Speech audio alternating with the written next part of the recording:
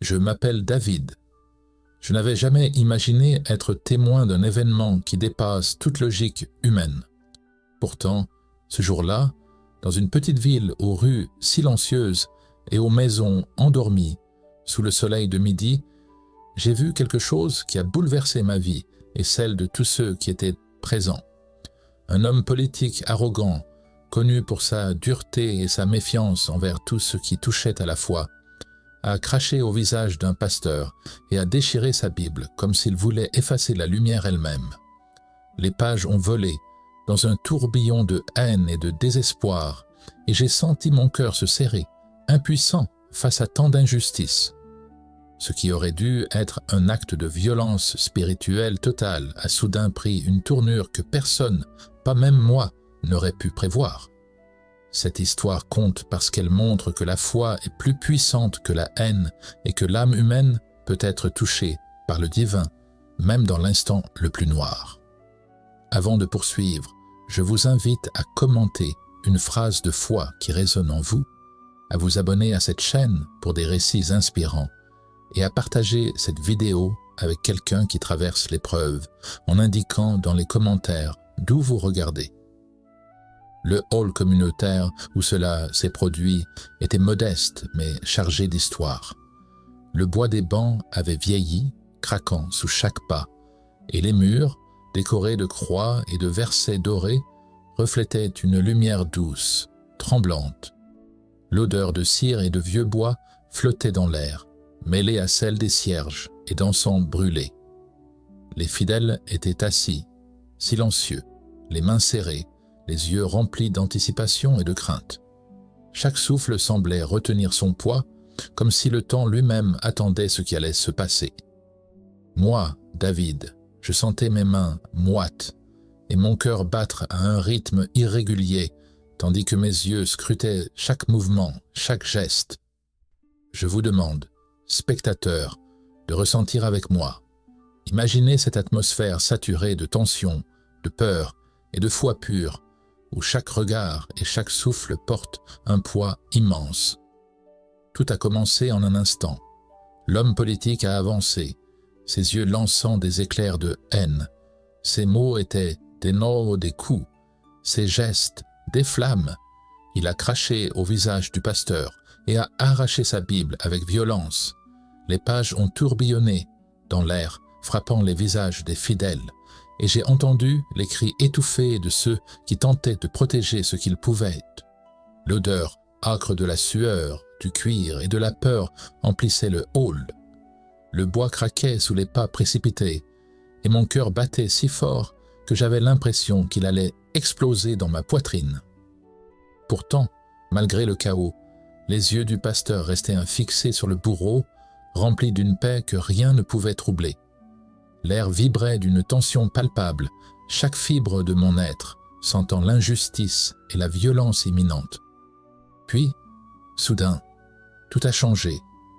Une lumière douce et enveloppante a jailli autour du pasteur. Elle n'était pas aveuglante, mais elle remplissait l'air d'une chaleur et d'une clarté que rien de matériel ne pouvait produire. Le souffle du bourreau s'est figé, ses muscles paralysés par une force invisible. Les pages de la Bible flottaient vers le sol avec une lenteur presque irréelle, comme si la gravité respectait la sainteté du moment. Les fidèles ont retenu leur respiration, incapables de détourner les yeux de cette manifestation divine.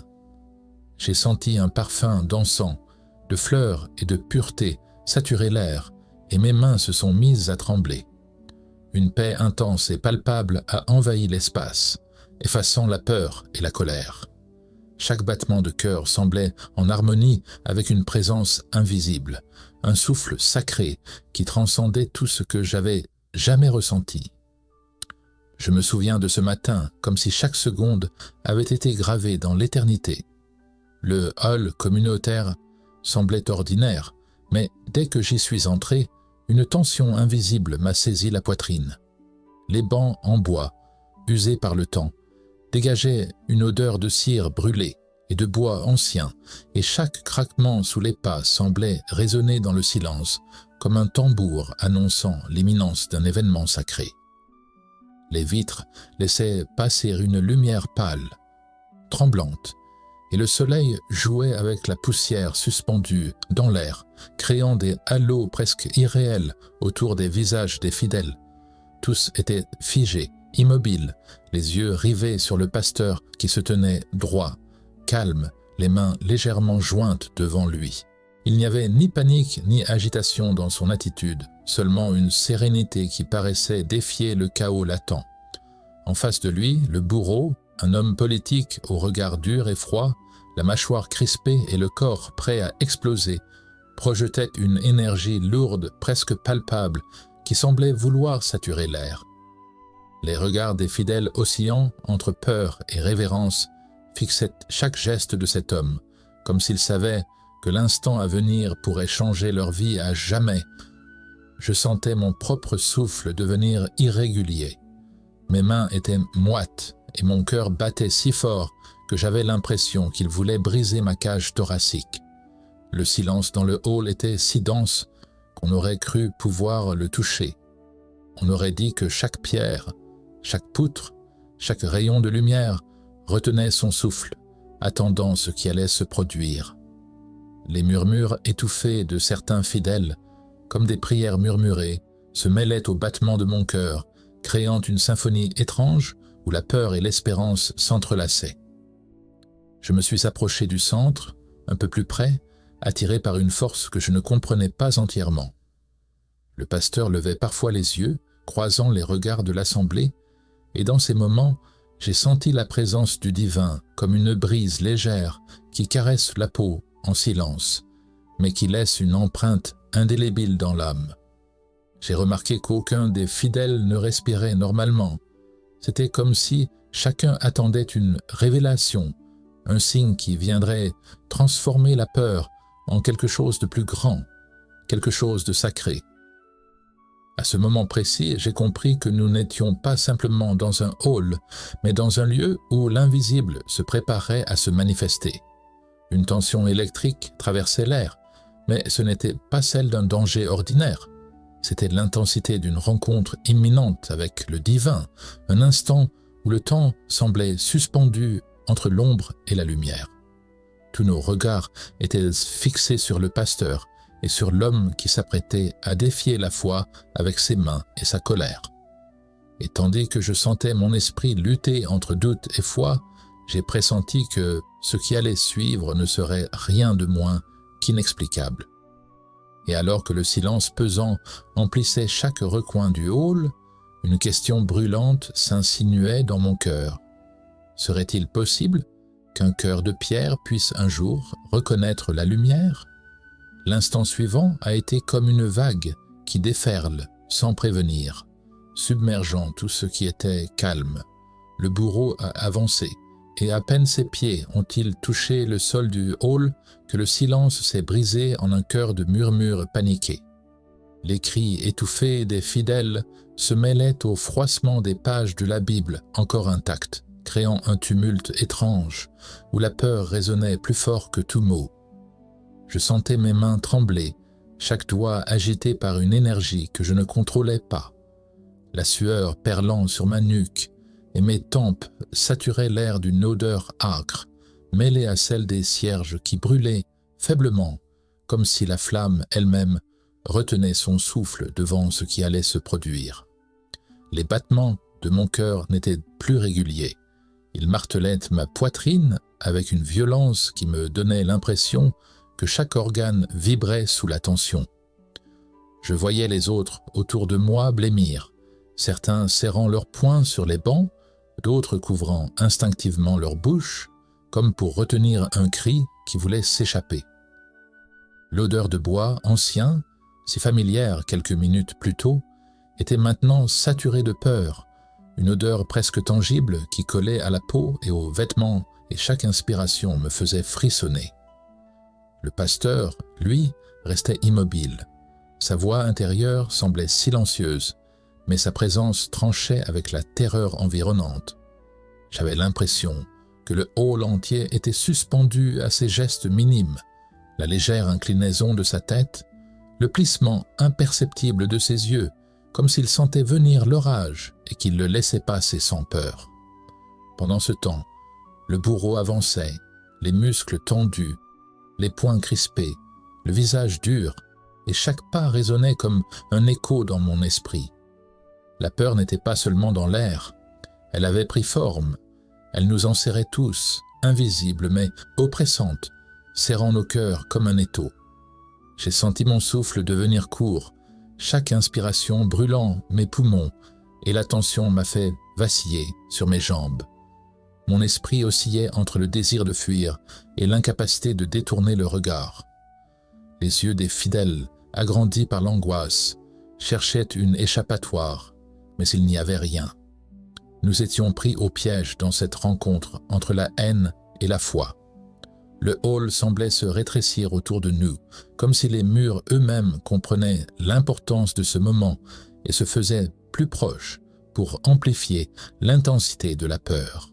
Et alors que la tension atteignait son paroxysme, une pensée surgit, glaciale et irréelle, et si ce qui allait suivre dépassait tout ce que nous pouvions imaginer, et que nos âmes étaient sur le point d'être confrontées au mystère le plus profond. L'air s'est chargé d'électricité dès que le bourreau a levé les mains. Sa colère n'était plus seulement une émotion, elle se matérialisait autour de lui, brûlante et menaçante, comme une tempête prête à tout emporter sur son passage. Les bancs en bois semblaient frémir sous cette énergie, les murs vibraient légèrement comme si le hall lui-même craignait ce qui allait arriver. J'ai senti la chaleur dans la pièce augmenter, non pas celle du soleil, mais une chaleur intense qui s'insinuait dans ma peau, dans mes poumons, jusqu'au fond de mes os.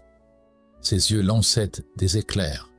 Chaque mouvement de ses bras, chaque geste brusque, faisait voler des éclats d'air, comme si le monde autour de lui répondait à sa rage. Le froissement des pages de la Bible, maintenant sur le sol, sonnait presque comme le crépitement d'un feu invisible. La poussière soulevée par ses pas dansait dans les rayons de lumière et créait des colonnes mouvantes, effilochées, comme des flammes dansantes. J'ai senti mes cheveux se dresser, chaque poil sur ma nuque semblant percevoir cette force brute qui émanait de lui. La pièce tremblait d'une énergie sourde. Le souffle du bourreau était rapide, irrégulier. Chaque mot qu'il murmurait ou hurlait résonnait dans mon crâne comme un tonnerre sourd. J'ai senti une tension électrique traverser mes bras et mes jambes, comme si le monde entier retenait son souffle, suspendu à la violence de cet instant. Les fidèles s'étaient figés, certains se recroquevillant sur eux-mêmes, d'autres posant une main sur le cœur ou la tête, cherchant à se protéger d'une force qu'ils ne pouvaient voir mais que tous percevaient. J'ai respiré profondément, essayant de calmer mon esprit, mais chaque inspiration était brûlante, saturée par la colère palpable du bourreau. Son énergie semblait vouloir consumer tout ce qui se trouvait autour de lui, les mots de haine, le mépris, la frustration accumulée depuis des années. Pourtant, au centre de cette tempête, le pasteur restait immobile, presque imperméable à cette rage. Il dégageait une force silencieuse, invisible, qui tranchait avec le feu destructeur du bourreau. Et moi, David, je sentais que le hall n'était plus simplement un espace physique, mais un champ où deux forces contraires se rencontraient, la colère humaine et la paix divine, prêtes à s'affronter. Chaque respiration était un combat, chaque battement de cœur un rappel que nous étions témoins d'un événement qui défiait toute logique humaine. La colère semblait prête à éclater, à détruire, à emporter tout sur son passage. Et pourtant, quelque chose d'invisible retenait l'explosion. Et alors que l'air lui-même semblait vibrer de cette fureur contenue, j'ai senti au plus profond de moi une certitude glaciale et inexplicable. Ce feu, aussi dévastateur soit-il, n'était peut-être que le prélude à une lumière que personne n'avait encore osé imaginer. Alors que la colère du bourreau semblait sur le point d'engloutir tout autour de lui, quelque chose d'inattendu a commencé à se produire. Une lumière douce, mais intense, a jailli du pasteur, une clarté qui n'était pas celle du soleil, ni des lampes suspendues au plafond. Elle semblait émaner de son cœur. se répandre autour de lui et glisser le long de ses bras, enveloppant l'espace d'une chaleur qui caressait la peau sans brûler, pénétrant jusqu'aux muscles et aux os, jusqu'au tréfonds de l'âme. Le parfum qui flottait dans l'air n'était pas celui des bougies ou de l'encens, mais une fragrance subtile de fleurs et de pureté qui remplissait chaque respiration d'une paix étrange et surnaturelle. J'ai senti un frisson parcourir mon échine. Mes poils se dressaient comme si une force invisible venait effleurer mon corps. Chaque regard que je posais sur la scène était irrésistiblement attiré par cette lumière qui semblait transformer l'air lui-même, lui donnant une densité, une texture presque palpable. Le silence s'est amplifié, mais pas un silence oppressant. C'était un silence vivant, vibrant, comme si chaque particule d'air attendait quelque chose d'inexprimable. Les murmures et les tremblements du hall semblaient fondre dans cette présence, et j'ai senti mon esprit s'ouvrir à une dimension que je n'avais jamais imaginée. La lumière semblait épouser chaque contour de l'espace, chaque objet, chaque visage, révélant des détails que l'on n'avait jamais remarqués, la poussière scintillant dans l'air, les rides sur les mains des fidèles, la nervosité contenue dans chaque souffle. J'ai senti mes émotions se mêler à cette sensation. La peur initiale s'est transformée en une attente extatique. La tension de mon cœur s'est adoucie, remplacée par une présence que je ne pouvais ignorer. Chaque souffle était rempli de cette énergie douce et pourtant indéniablement puissante, et j'avais l'impression que le temps ralentissait pour laisser à l'instant toute sa gravité. Le monde extérieur semblait s'être effacé, ne laissant que cette rencontre entre l'humain et le divin. Et tandis que je ressentais la lumière, le parfum et la chaleur fusionner dans une symphonie silencieuse, une pensée s'insinua dans mon esprit. Ce qui vient de commencer dépasse tout ce que nos yeux et nos cœurs pourraient concevoir. Tout autour de moi, l'air semblait chargé d'un poids sacré. Le silence était profond, presque tangible, comme si chaque souffle retenu pouvait être entendu par le ciel lui-même. Aucun bruit ne venait troubler l'instant, sauf quelques murmures étouffés qui s'élevaient comme des prières fragiles, à peine audibles. Les visages des fidèles reflétaient l'émerveillement pur, les yeux écarquillés, la bouche entr'ouverte, certaines mains jointes comme pour retenir leur souffle ou s'accrocher à une espérance trop grande pour être exprimée. Les larmes coulaient silencieusement, glissant sur les joues avec une lenteur presque sacrée, chaque goutte semblant absorber un peu de la lumière divine qui emplissait la pièce. Certains se penchaient légèrement en avant, fascinés, comme si le monde entier avait disparu autour d'eux, laissant seulement l'instant présent et l'énergie pure qui émanait du pasteur. Je voyais des mains trembler, des doigts crispés sur les bancs, et je sentais la peur et la révérence se mêler dans une danse subtile, fragile et intense. Le murmure collectif n'était pas celui de la surprise ordinaire. C'était un souffle de reconnaissance, d'acceptation, de communion silencieuse avec quelque chose de plus grand que nous. Même les enfants, immobiles sur les bancs, semblaient percevoir l'invisible, les yeux brillants, l'air suspendu comme si chaque fibre de leur être comprenait ce que les adultes peinaient à exprimer. Chaque geste, chaque regard, chaque souffle semblait absorber la lumière et la paix qui emplissaient l'espace, comme si l'assemblée entière participait à un rituel silencieux que seul le cœur pouvait ressentir. Pour moi, David, ce moment était bouleversant au-delà de tout ce que j'avais jamais vécu. J'avais vu des miracles dans des histoires, dans les textes bibliques, mais jamais je n'avais été témoin d'une manifestation qui touchait simultanément tous les sens et toutes les âmes autour de moi. Le murmure des croyants, le parfum de la lumière, le frisson dans l'air et les larmes silencieuses créaient une symphonie d'émotions que l'on ne pouvait capturer qu'en étant pleinement présent. Et tandis que je regardais chaque visage, chaque réaction, je compris que ce moment ne se limiterait pas à ce hall. Quelque chose de plus grand, de plus profond venait de commencer, et nous étions tous à l'aube d'une transformation qui défierait toute attente. Je voyais l'homme politique reculer d'un pas, son corps tremblant comme un arbre sous un vent violent. Ses yeux d'ordinaire si durs et impitoyables se remplissaient soudain d'une peur qu'aucune force humaine ne pouvait provoquer. Il chancela, ses mains crispées sur son costume, et je sentis le poids de son incrédulité se briser peu à peu. Chaque mouvement de sa tête trahissait un étonnement pur et brutal, une prise de conscience qui semblait ébranler toutes ses certitudes. Le pasteur ne disait rien, mais son regard posé sur lui avait la puissance d'un fleuve tranquille, une force douce mais implacable qui pénétrait l'âme. La lumière qui l'enveloppait baignait l'homme politique, et je pouvais voir, à travers ses yeux écarquillés, la première étincelle de reconnaissance, la peur se muant en émerveillement.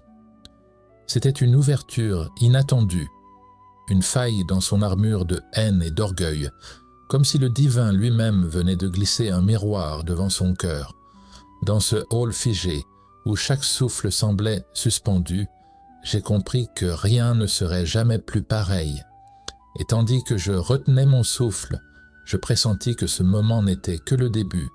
La transformation venait de frapper à la porte et personne ne pouvait prédire jusqu'où elle irait. Soudain, tout a changé.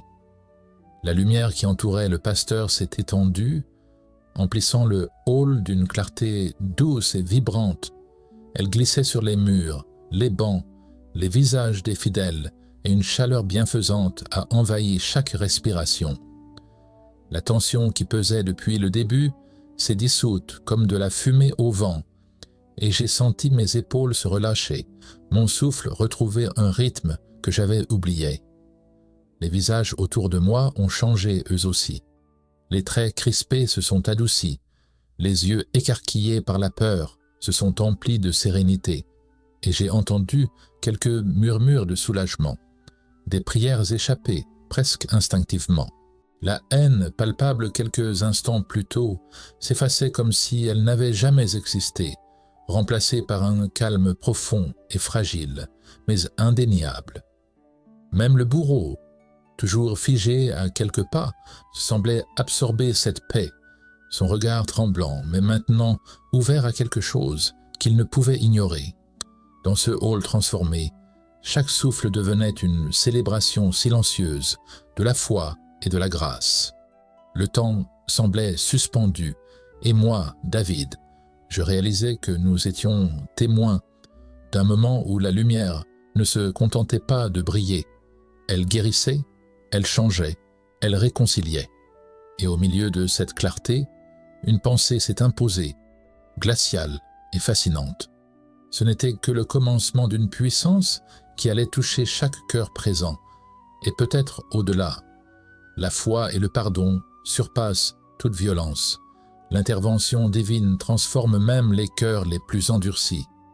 L'homme politique, pétrifié par ce qu'il voyait, a commencé à trembler et à sangloter. Ses larmes coulaient, brûlantes, comme un feu qui purifie l'âme.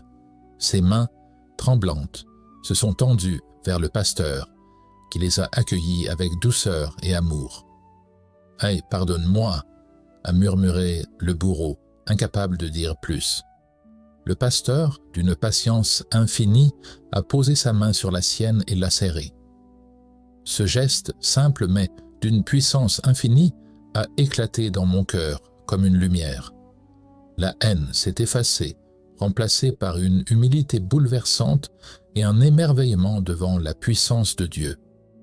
J'ai senti mon esprit s'ouvrir, chaque fibre de mon être vibrer, et j'ai compris que la transformation venait de la grâce, du pardon et de la foi vivante. Depuis ce jour, ce petit hall est devenu un lieu de recueillement et de renouveau. Les habitants parlent de l'événement comme d'un miracle qui a touché des vies au-delà de ce que nous aurions imaginé. Des familles se sont rapprochées, des cœurs brisés ont trouvé la paix, et ceux qui étaient sceptiques ont commencé à croire. Moi, David, je continue de recevoir des témoignages de ceux dont la vie a été transformée par ce récit. La vérité est simple et puissante. Lorsque le divin agit, même les âmes les plus endurcies peuvent renaître. Même ceux qui semblaient perdus peuvent être touchés. Cette expérience m'a appris que la peur et la foi peuvent coexister et que la véritable transformation naît lorsque l'on abandonne tout à Dieu. La vie est fragile et chaque instant recèle une leçon divine. Si cette histoire vous a touché, likez cette vidéo, partagez-la avec quelqu'un qui traverse l'épreuve et commentez une phrase de foi qui résonne en vous. Abonnez-vous pour d'autres récits qui élèvent l'âme et montrent que la lumière peut surgir même dans l'obscurité la plus profonde.